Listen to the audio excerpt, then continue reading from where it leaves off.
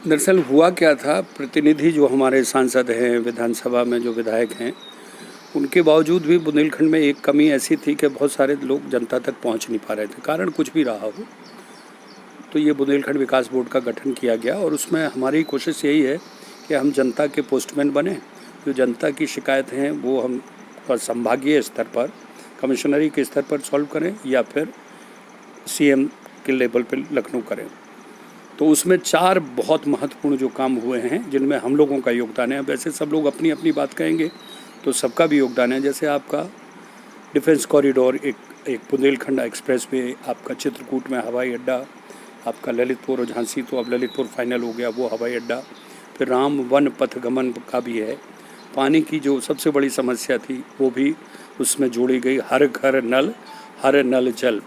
तो ये 5-6 जो बड़े प्रोजेक्ट हैं, इन प्रोजेक्ट्स को लेकर हमारी कोशिश ये थी कि इनमें कितना काम हो रहा है और कितने काम में अभी और समय लगेगा और किस किस तरह से हमें इसमें और सजग होना है। दूसरा, ये 2 साल की जो महामारी को लेकर हमारी प्रोग्रेस रुकी थी, उस पर भी बुंदेलखंड में जैसे मुझे दौरा के लिए कहा गया कि टीकाकरण को लेकर आप लोगों में जागरूकता फैलाइए। दरअसल हुआ क्या, एक तो अखिलेश यादव जी ने एक ऐसा भ्रामक जो दिया उन्होंने अपना स्टेटमेंट कि ये बीजेपी का टीका है, इससे मैं नहीं लगवाऊंगा, ये आरएसएस का टीका है, ये किसी जात विशेष का विरोध में नहीं है, ये हम सब के लिए है। हमें 20 साल प्लेग को हटाने में लग गए, 20 साल चेचक को हटाने में लग गए, तो ये सब मत करो। अभी हम 2 महीने में वो लेके आ गए हैं।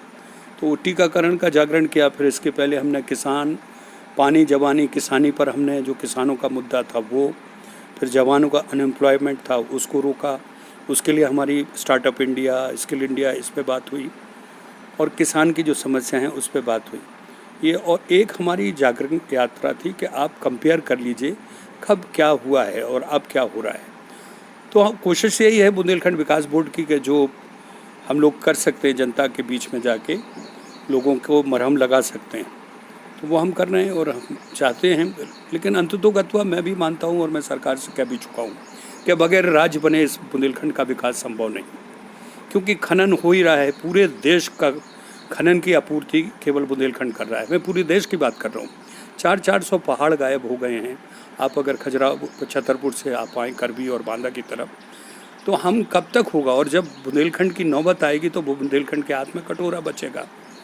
तो मैं भी ये भी कहता हूँ, मैं प्रधानमंत्री को भी लिख रहा हूँ, मैं गृह मंत्री को भी लिख रहा हूँ कि इस बारे में ज़रूर ध्यान दिया जाए।